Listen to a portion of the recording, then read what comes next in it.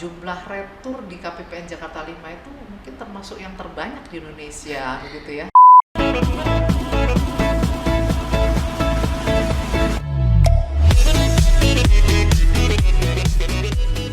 Halo Sobat KPPN Jakarta 5, apa kabarnya? Bertemu lagi di acara On Air with KPPN Jakarta 5. Apa sih On Air with KPPN Jakarta 5? On Air with KPPN Jakarta 5 adalah sebuah acara podcast atau acara bincang-bincang yang serius tapi santai terkait keuangan dan pengelolaan perbendaharaan di KPPN Jakarta 5. Selama beberapa menit ke depan, saya Fitri, pegawai KPPN Jakarta 5 akan memandu acara bincang-bincang kali ini dengan topik Retur SP2D dan misi atau target KPPN Jakarta 5 mencapai zero retur. Baiklah Sobat KPPN Jakarta 5, tanpa berlama lagi kita akan berbincang-bincang dengan narasumber kita yang handal pastinya, Kepala Seksi Bank dari KPPN Jakarta 5. Halo Ibu Febe, apa kabarnya? Halo juga Mbak Fitri, kabar baik, terima kasih. Halo juga Sobat KPPN Jakarta 5, apa kabar? Semoga baik dan sehat selalu ya. Terima kasih Bu, semoga kita semua juga dalam keadaan sehat dan tetap semangat di masa pandemi yang belum selesai ini. Dan juga kita selalu tetap menjaga protokol kesehatan. Baiklah Ibu Febe, tema kita kali ini, bincang-bincang kita kali ini adalah tentang retur SP2D. Sebelum kita berbicara mendetail tentang retur SP2D itu, kita perlu bertanya nih ke Ibu nih, apa sih sebenarnya pengertian retur SP2D itu Bu? Baik Mbak Fitri, kalau kita lihat ini retur SP2D ada dua unsur ya, retur dan SP2D. Apa itu retur? Menurut KBBI, retur itu artinya kembali. Nah, sedangkan SP2D atau surat perintah pencairan dana itu adalah surat perintah yang diterbitkan oleh KPPN selaku kuasa BUN dalam rangka pencairan APBN berdasarkan SPM. Nah, jadi kalau kita lihat tadi retur dengan SP2D ternyata SP2D yang dikembalikan. Tetapi pengertian retur SP2D sendiri berdasarkan Peraturan Dirjen Perbendaharaan Nomor 9 tahun 2018 tentang tata cara penyelesaian retur SP2D. Retur SP2D itu adalah penolakan atau pengembalian atas pemindah bukuan atau transfer dana penyaluran APBN dari bank penerima kepada bank pengirim. Nah, untuk secara sederhana dapat dikatakan bahwa SP2D ini sudah terbit tetapi dananya itu belum diterima oleh penerima. Menarik juga ya Bu, dan membuat penasaran kalau bagi saya Bu. Apa sih yang membuat SP2D ini ditolak atau dikembalikan oleh bank penerima?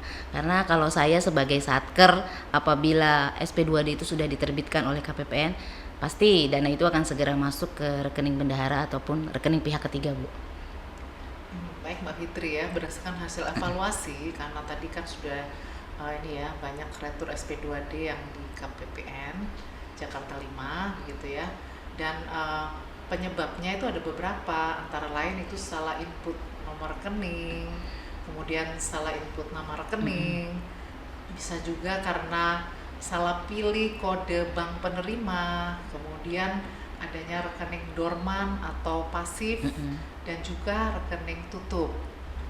Nah, kemudian kalau kita lihat penyebab retur SP2D ini seharusnya mengingat proses penerbitan SPP dan SPM itu ada di Satker.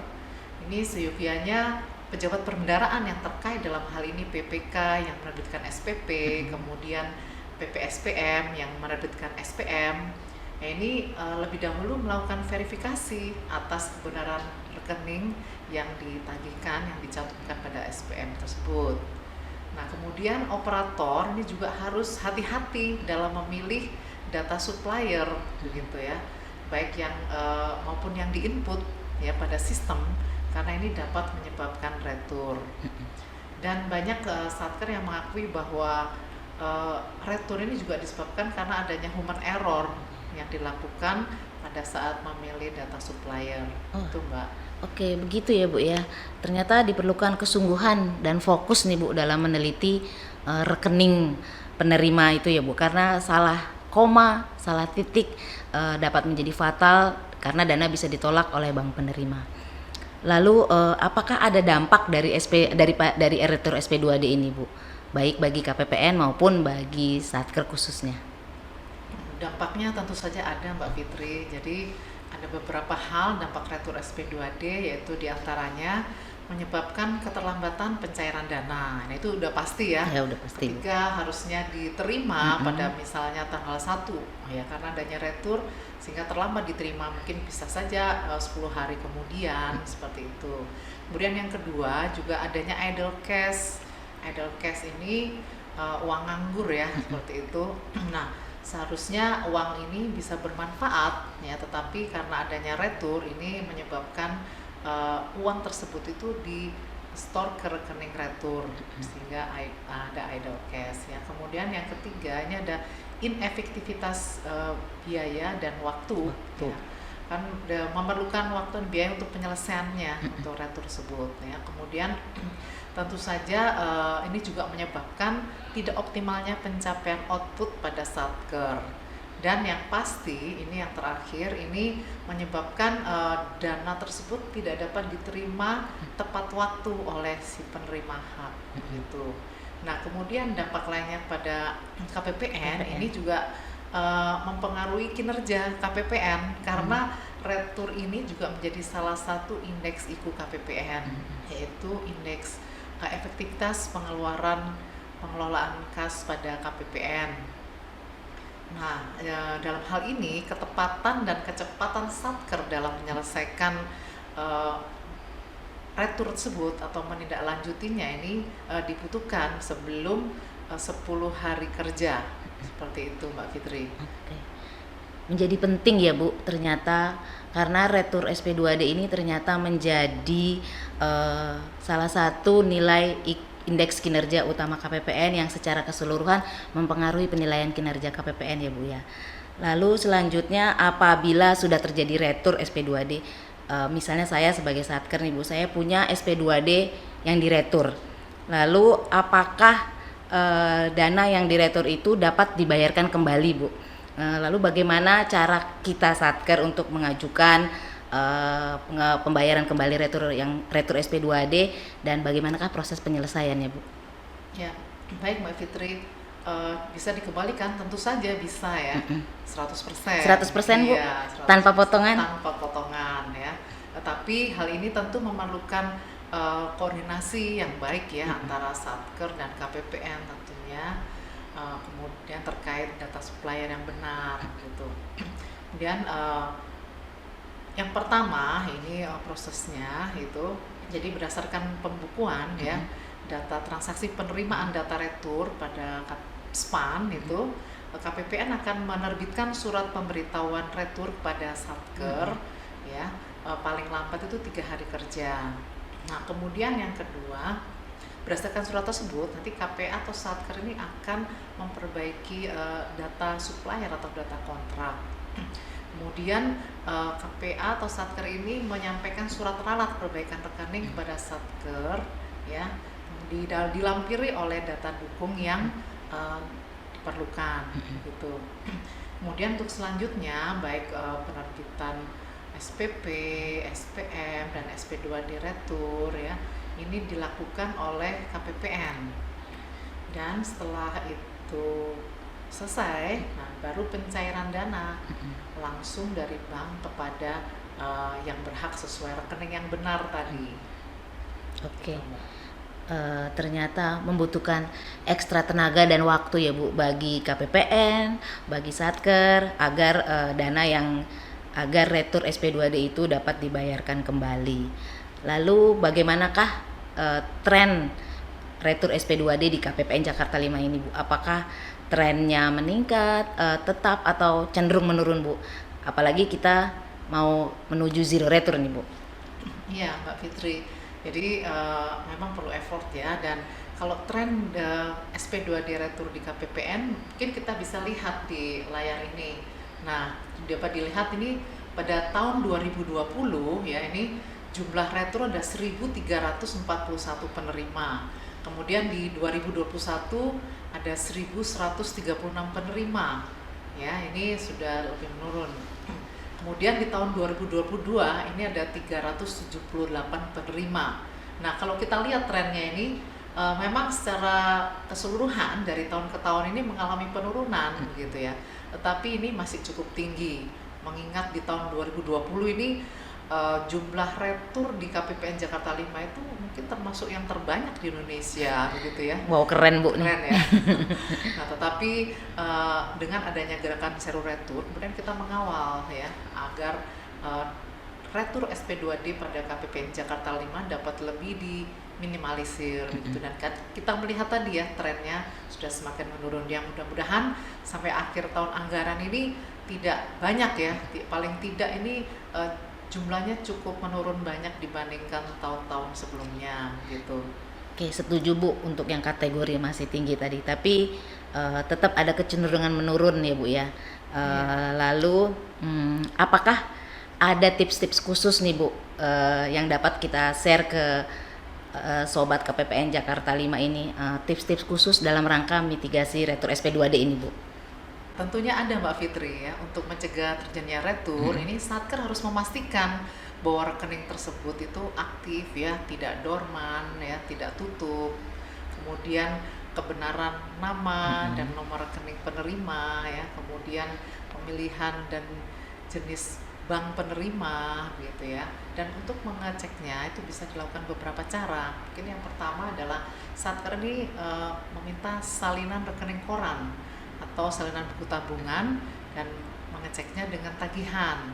Kemudian yang kedua, Satker bisa meminta surat keterangan aktif rekening dari bank ya. Kemudian yang ketiga, Satker juga bisa melakukan pengecekan melalui internet banking untuk memeriksa apakah nama tersebut sudah benar dan rekening tersebut masih aktif.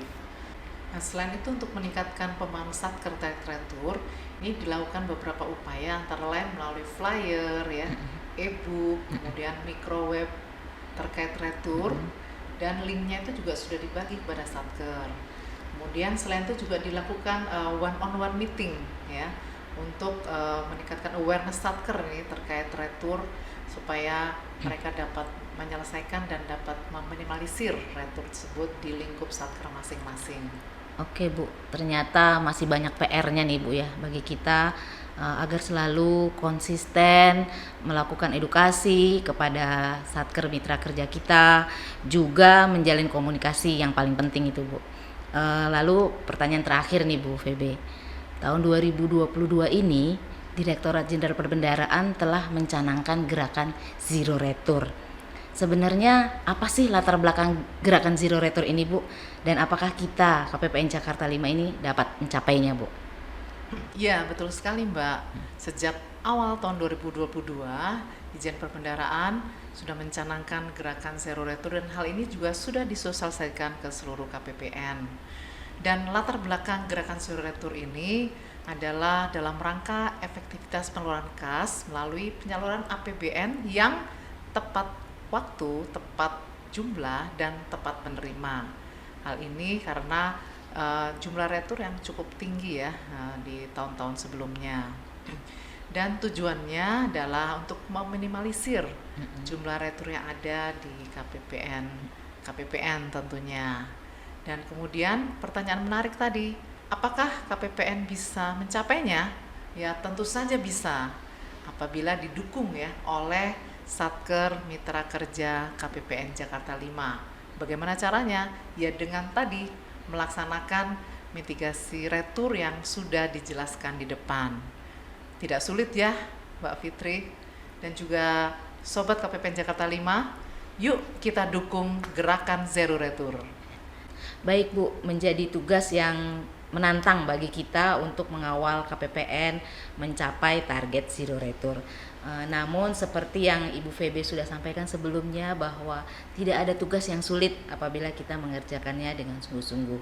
Dan untuk retur SP2D ini seyogyanya kita juga selalu menjalin koordinasi, kerjasama dan komunikasi yang baik dengan Satker Mitra Kerja KPPN, Sobat KPPN Jakarta 5. dan juga bagi para satker mitra kerja KPPN Jakarta 5 yang menyaksikan acara ini, diharapkan agar selalu berkoordinasi dengan kami KPPN Jakarta 5 apabila terdapat kendala dalam proses penyelesaian SP2D.